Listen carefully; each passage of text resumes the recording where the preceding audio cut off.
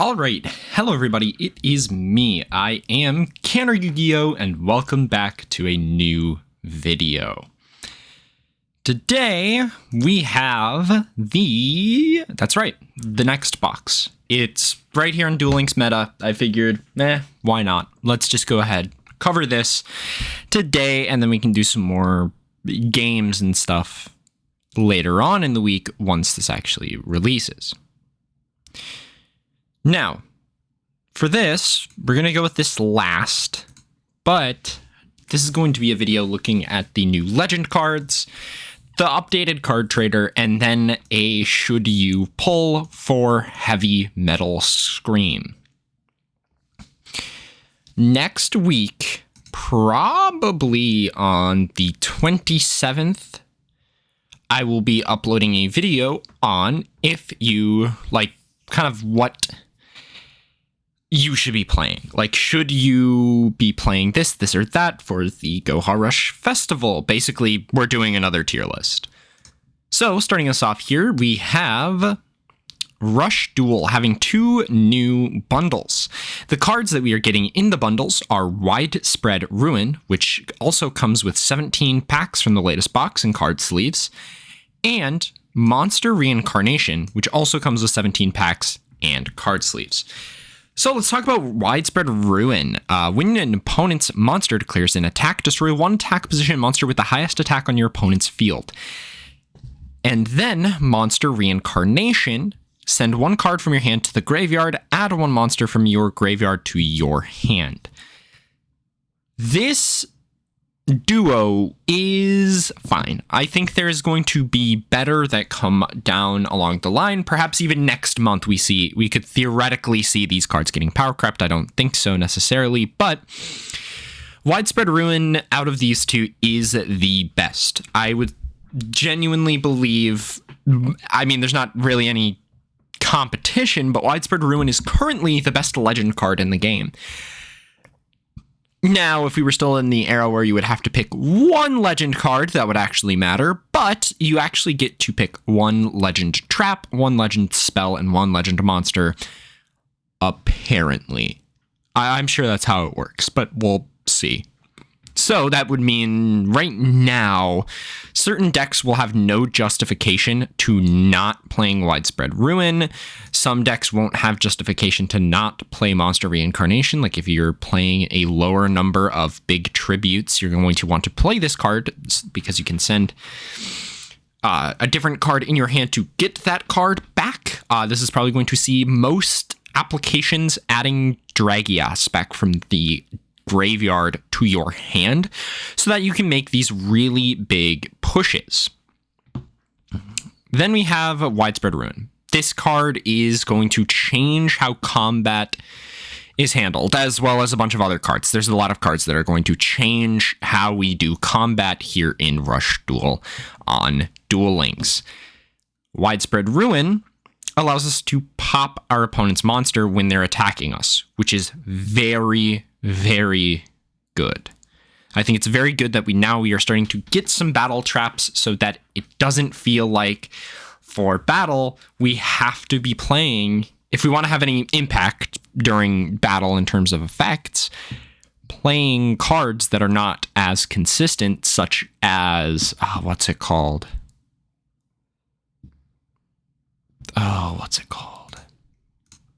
Hold on. Forgive me here. I legitimately just forgot what it's called. Trap.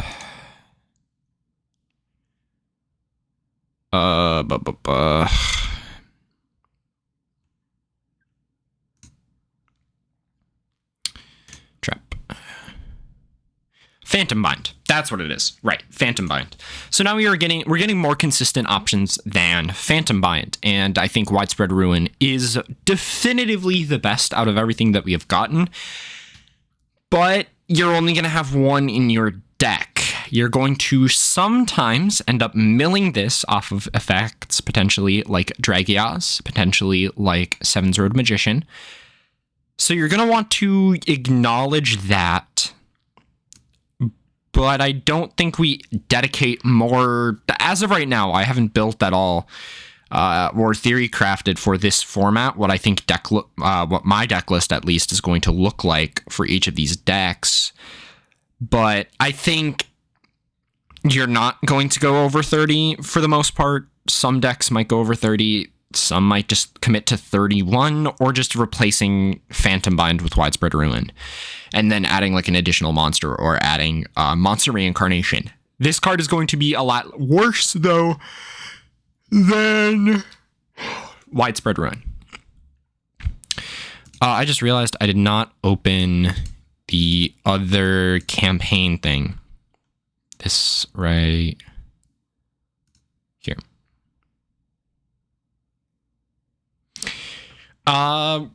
So the card trader added Road Magic Tempest. This is because we got a new skill for Yugioh involving Road Magic Tempest, and then we got a new skill for Luke involving Fire and Water Dragons, which we will get to in a moment here.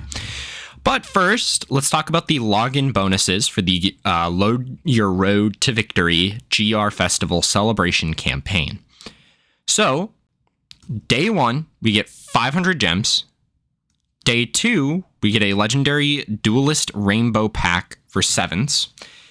Day 3, we get an SRUR Choice ticket for Speed Duels. We get an SR Dream ticket for Speed Duels on day 4.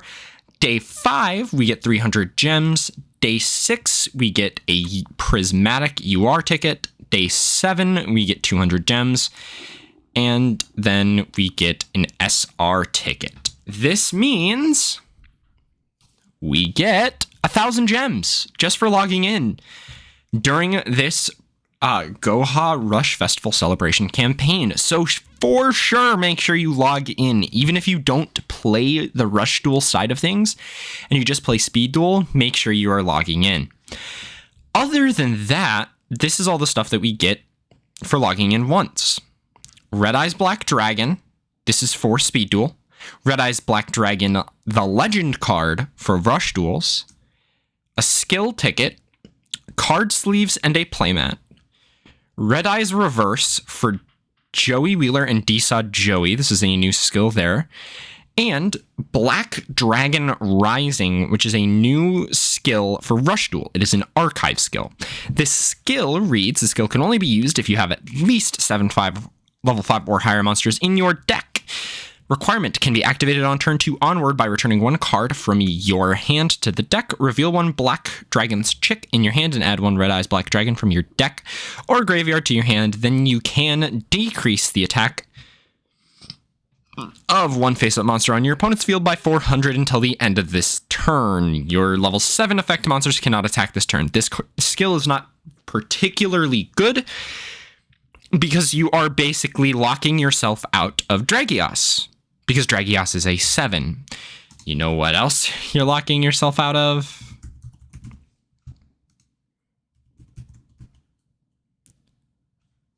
Oops, if I can spell right. 7's Road Magician. You're locking yourself out of the 2 premier cards in the format, and I don't think that's particularly good. But why did I want to talk about this? This isn't super big and relevant to if you should pull. Well, it actually is. So, Heavy Metal Scream is a mini box that is being released on November 23rd, 7 p.m. EST, 6 p.m. CST, 5 p.m. Mountain Standard Time, and 4 p.m. Pacific Standard Time. We have Ghost Cyclone, Ancient Arise Dragon, Bender Break the Conqueror, and Royal Rebels Heavy Metal as the Ultra Rares. As for our Limit 3s, we have Royal Rebel Heavy Metal, as well as Call of the Earthbound. When an opponent's monster declares an attack, you can choose the attack target for your opponent's attack. This is another form of being a battle trap. On top of that, we have Dark Ruler Battle Slash. This is a warrior-specific battle trap. Music Priestess's Ritual. This is a negate attack when you have exactly 1 monster on the field. the barrier, or the star barrier. When an opponent's monster declares an attack, shuffle one monster from your graveyard into the deck. The attacking monster loses 400 attack until the end of this turn. This is a very good card. And then our last battle trap here, we have a double block. Yeah, this one's not very good. But overall, let's talk about the deck. Well, let's talk about the box. Do I think the box is something that everyone must pull for? I think there are some cards that are must pulls, such as Ghost Cyclone, which is another form of spell trap removal that doesn't really have a cost. It just has the requirement of having no monsters on the field and theoretically can be a draw one for you. So you can say you're going second and your opponent sets a trap card in the back row, or they set a card in the back row. You can activate the Ghost Cyclone, destroy that spell trap on their field, and then you can draw an additional card to extend even further into your big plays. Now, here's where it gets unfortunate. I think the Royal Rebels deck is maybe better than I'm giving it credit for. I still need to test the deck before the tier list comes out, but it's not very good. I would only really recommend you go super, super, super deep in this box if you like the Royal Rebels stuff. Otherwise, the only ultra rare you're really going to be chasing is Ghost Cyclone. In terms, though, of the super rares and below, there's good stuff for Psychic, such as Gift Artist. There's good stuff for Warrior, such as Piercing Samurai. I actually don't know if this is the good one, but there's a good couple good Warrior stuff things in here. There is another good Psychic card here, Speedy Performer. Then we have here another pretty good, all right, Psychic that you can go into. It's a level 6 with 1700. You have the Star Barrier. I think this at minimum is what you're going to want to go in for 3 copies of. Dream Drummer is not very good. It's just not very good. We have the 2 dragons here for the Ancient Rules skill. We have a bunch of Fiend stuff, some Beast stuff. Overall, this set is just big support for the Fiend deck. It's a lot of Fiend stuff. But there is some Warrior stuff, there is some Psychic stuff, and I do think that makes them better. But there is a little issue. Dragon Caster, and Spellcaster still are just better than all of the rest of the decks. I think the amount that they're better gets decreased by this set, at least for Spellcaster. Dragon Caster and Dragons do feel like they are just head and shoulders better now than all of these other decks. So we're going to have to see how that turns out with the Goha Rush, with my testing before the tier list. There's a lot that needs to get done into this before we actually can solidly say what the best deck is post Heavy Metal Scream. But to me, it's just dragons. Every deck is able to deal with every deck better now due to the access and the ease of finding these big, powerful back row cards. But who knows how impactful they're going to be? In terms of Spellcaster support, I am happy to inform you that they didn't get a single card. Yeah, no, that's right. Spellcaster didn't get a single card. There's not a single Spellcaster.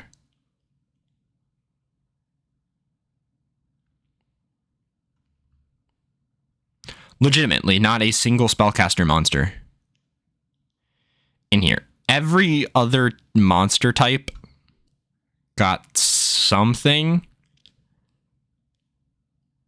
but Spellcaster, no, sorry, they got one card that you don't even really want to play in dedicated Spellcaster strategies because it's just Beast Warrior, and Winged Beast support.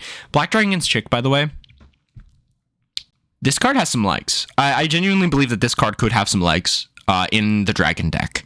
I'm going to have to test the Red Eyes package in Dragon, but it seems good. Seems good. And then this card sucks. But yeah, so in conclusion, should you pull in Heavy Metal Screen? No,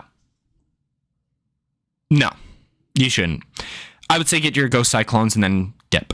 Because when you're getting your Ghost Cyclones, you're very likely to get some number of the other stuff you want or need. All right, well, thank you guys for watching this video. I am Cantor Yu-Gi-Oh, and I will see you all in the next video. Bye.